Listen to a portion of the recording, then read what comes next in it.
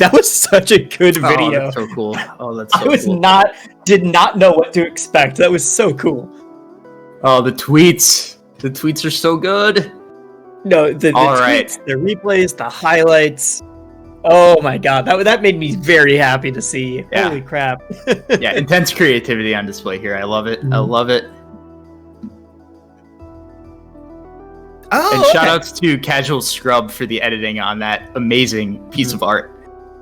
Right, because it wasn't just like, here's a cool highlight video. It had the names, it had everyone that was floated, it had, oh my god, that video had it all, and I will be watching that again later. With that, though, we have your first winners match of top 32 on deck. It is going to be Squanto and Protagify. As expected here, it is going to be Rano Absa. Here we go. All right, let's see. First match of top 32 that we're getting for the day. I know you've all been waiting for it. It's the parry right away. When I see this matchup, I think Absa, light character, dies off the top easily. Rano's very good at that. Great. But at the same time, Rano's recovery options can be pretty limited, and Absa is about as good as it is at preventing you from getting over that ledge. So, yeah, a couple of characters that can definitely make the opponent explode. Yeah, let's see how this goes. Say right now, they're both trying to play this so safe. I know Protagify is high up in percents, but no death yet. Getting close, though. I like the idea with the bomb cloud. Yeah, and the falling up air into the up smash. Easy first stock, honestly, for Squanto. That's just about how you draw it up. Uh-oh. Where are you going? Off stage already at 0. Every that's once in a while, lot of damage off the stacks. Yep. I don't know, I feel like Protagify is playing a lot of this game off stage already, which is not a great position to be in. Oh, yep. Hey, power back here. Oh, that set him up so well. God, it had so much space covered too. Like there was like 8 different ways you could DI and die for that one. Oh, and into the tether there. Actually, not much to word off it, but it looked so cool. We see that, and immediately Protagify was just off stage again. Squanto, this is really the first time we're seeing something that could lead to death. Yeah, and that hurts to miss that conversion. Great DI off the up tilt as well. Yeah, just and every time Squanto's Protagify off stage, it's leading into something big. And the parry? Oh, not quite. Yeah, that up smash sweet spot, thankfully too thin for that to work. Okay, and the parry on the bomb cloud, and that is a strong 3-stock for Squanto. The first game we see in top 32, and we are flying into this with a 3-stock. That's crazy. We talked a lot setting that up about like, okay, sometimes it's like both characters can blow each other up, but sometimes it's going to be hard to get those confirmed. And Squanto said, yeah, but what if I just have Protagify off stage the entire time?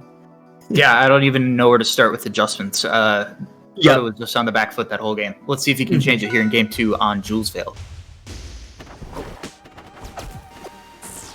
And the tricky thing is, like, I know that Proto wants to play this kind of game where he's not advancing too heavily, right? Using the cloud to make the space for him instead. But it just feels like he wasn't able to create any tempo at all, and we're just seeing more of the same so far here to start game 2. Oh, no, a few whiffs on the bubble, though. Yep. Protagify feels like they're trying to play a little bit more passive, a little bit more defensive. You know, the let Squanto make the bad decision and then punish him for it. But Squanto's just all over Protagify, at least game 1.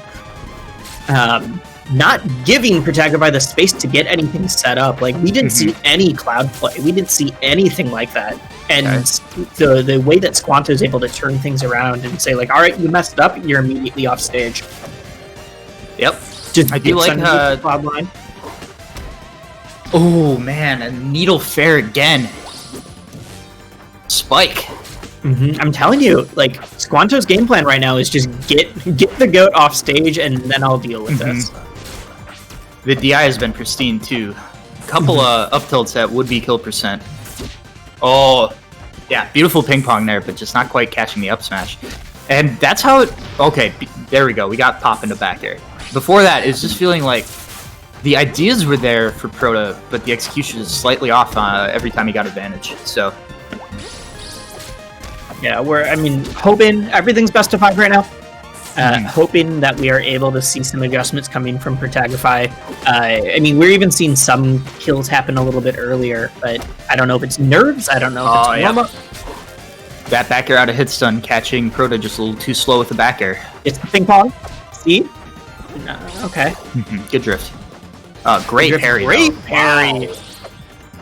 I thought we were going to see another falling up air, but it's possible that with the platform moving that wouldn't have worked. So I like the awareness there from Squanto. Oh, yeah. There's the sour spot fair into the sweet spot. All right, we're even. Yeah, Proto looks like he's finding his footing here, but okay, there's a big parry. Could have been. I'd say it doesn't seem like a huge adjustment either. Just like, all right, I had some confirmed that I was dropping. Squanto definitely had the same reaction I did, which was, wait, that was actually fair sweet spot hitting the cloud and extending? Because if you're watching that and you think that was just like the standard cloud pop, DIing away is good. Right. Because you're like, oh, I don't want this pop to confirm into more. Yeah, exactly. So that was really tricky timing and spacing by Proto, and he basically steals game 2 with a 50. And so we go to game 3 on Rockwall. Yeah, that was theft. That was some robbery of that final stock there. But what I was saying before that was we were talking about some adjustments that Protagify is going to need to make, and honestly, it was just cleaner execution, better felt a little bit more confident in your follow-ups. Wasn't letting the DI from Squanto throw him off. Yeah, he made more of his advantage and also one neutral more. Yep. What else is there? Yeah, sometimes that's all you really need to say. Just racks up damage, wants him off stage instead. Yeah, I really like that option. It probably got him more percent than going for, more traditional like combo starter parry punish would have done. All right, okay, up air. Patches the up air. That is going to take it. That was a good mix-up. I was entirely expecting a forwarder. I mean, yeah, you gotta make the call pretty quick on like, am I going to DI up or out on this? If you DI Great coverage from the platform. Great coverage.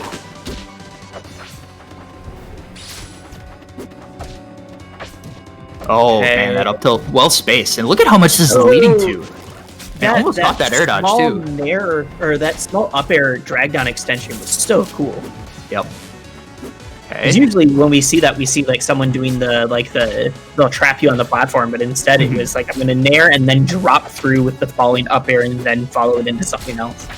Man, Squanto's DI on these up tilts from Absa has been absolutely immaculate, and that is not easy to do online. No, so many other people would have eaten some quick deaths on that. All right, Squanto out space in there. Oh, all these sour fares, yeah, and finally catches the escape option with the up air. Was not expecting him to be able to get there and connect so quickly. Yo, remember when game 1 was a 3-stock? Right, and we're like, oh my god, Squanto's got the momentum. We don't know how Protagify is going to bring this back. Yep. Those are my favorite sets, though. The sets where it's like one person 3 stocks, someone brings it back and it's close, and then you just move That is such a tough spot for Proto, because you don't know if you're going to hit the actual floor of the stage or the side of it. I like his option to not tech, actually. That could have been disastrous. Oh, it very easily could have been. Barely sneaks through. It's the stage positioning. Oh, the sour fair. Bad reverse. All right, Squanto's trying to put on the damage. Oh my god, that call out! Yep. That roll gets caught. And it's such an interesting set of like counterplay leading into that, because the bomb cloud on the platform was preventing Squanto from setting up from the falling up air up smash that took one of the previous stocks. But yeah, just one roll too many, and Squanto is absolutely going to be there with the sweet spot up smash. So we've got game 4, Squanto up 2-1. Proto's counter pick is going to be force floor. And yeah, you think he's trying to kill off the top here? He just literally just waited for that roll. Only option that they were trying to cover. He could have jumped away, could have done a lot, but man, that was dirty. Hey. Do nothing is a frame 0 option. It is. It's true.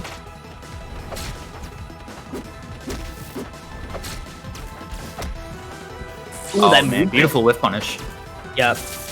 That waveland movement to get over the lightning. Yeah, it's smart. He's taking good advantage of the fact that these platforms are so low, which is also one of the reasons why Absol loves this stage, right? Up tilt just pokes over so much of it, as you see. Exactly what you're talking about.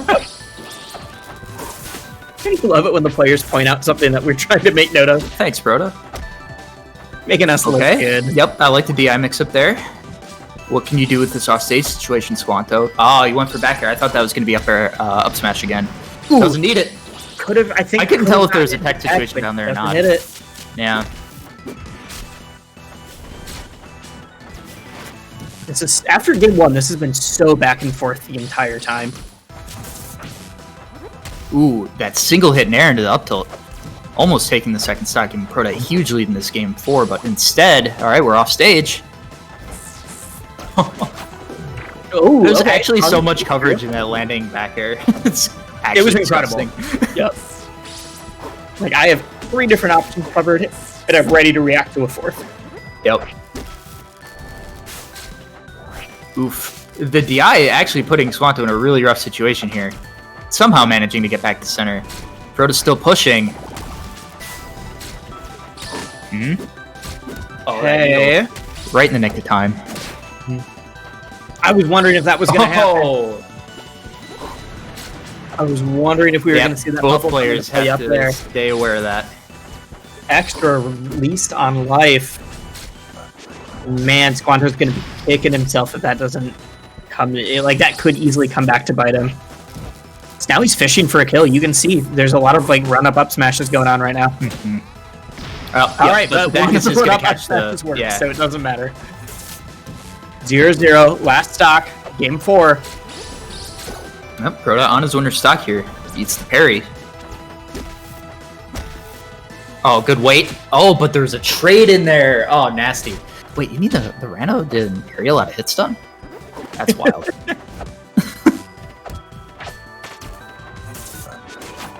Oh, great tongue though. That's a huge whip punish on that up tilt. Yeah, awkward spacing above the platform though. It's Squanto sitting there having to choose which aerial to take. And there it is. Proto finds fair up air, and we are going to have a game 5 in our first set of the day. That's pretty exciting, huh? I mean, with the momentum that we were both talking about from game 1, where I was like, oh, we might see Squanto just destroy here. And instead, we are going to a game 5. Every game's been super close since game 1.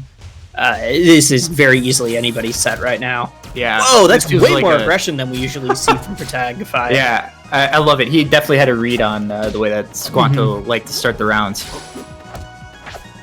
Not only that, but I mean, we were talking earlier about a lot of what Proto goes for is a little bit more passive defensive play. But when they have the read, it doesn't matter. They will fly in at your face. Yep. Squanto not falling for the fair upper that time, holding straight out. Oh, the Thunderline actually coming out in time. And you see the difference in the platform heights coming in pretty big on this stage. Add to up tilt not hitting Rano there. But, ooh, okay. Still alive. Yeah, I would say not sure how that was going to interact. Proto still has to put that pressure on from underneath the platform, though, regardless of if it hits a standing. Good DI. Would have been very easy to accidentally get tripped up by that. Because as you see, these plat drop aerials are such a huge part of Rano's game. Pretty much any character's game, but Rano especially with that gets kit, so much from it. Back air. Rano wants to get they catch a DI mix-up. Yep. Rano wants to get a lot of these long-lasting hitboxes out, and if you're going to be able to get that kind of platform movement, it's even more deadly. Yep. Okay. Just dash attacks at him. All right, let's see. Yet another case of dead even stocks and percents in this set. These guys are really going back and forth. Extremely evenly matched. Ping pong into Nair. Good DI. Yeah, gets out of it, but does take a lot of percent for it. Oh, that was so close. The parry was just ending its active frames. And there, the F tilt just barely coming in time. 94% down tilt such off a stage. Yeah, down tilt such a key tool in this matchup because Rano just struggles so hard to recover from low angles. If you send him high, he has so many options with like jumping out of dive kick, right? But you pretty much take that away with an angle like Ebsa down tilt. And you saw how that was much more valuable than even hitting like a forward smash. Oh my god! Okay, and say, well, and Proto was the definition of putting in between a rock and a hard place. Like, you have to recover low. I have the the bomb cloud up here. We got everything unlocked. Killed free patch. I think so. To be fair, I think you could ask me about like anything in Rano's kit and been like, "Do you think that would have been a death before?" And I'd be like, "Yeah, it would." Beautiful falling up air up smash though, and that's exactly what these platforms do for Squanto. You can see why he chose this as a counter pick, but he's got a bit of a hill to climb here. Up air, barely missed. Squanto at very high percent. Any bad DI could be death. Oh my god, I wasn't expecting it to happen then. It's such a rough spot in that situation though, because if he holds in and Proto chases, he dies to either potentially sweet spot fair or like sour fair up air or just raw up air. That's part of the situation that Absa puts you into every time she hits you with that move. But oh man, yeah, it's painful to lose that way. Absolutely. Yep. But man, Proto, remember, absolutely got washed in that first game. 3 stock. And to be able to come back from that, a lot of people would have lost the mental game at that point. It's very hard to remind yourself of like, no, I can do this. That was just a small setback. I got this. Yeah, super impressive stuff from Proto. All right, and that was in losers. So Proto's that was in winners. I thought that was in losers side. Okay, my bad. Okay, yep, cool. That was in winners. Never mind. Ignore me. And so now we are going to see our first seed, XARO, with his first match of top 32, facing off against CHEESYPOTATO on the Crag. Game 1 going to be on Julesvale.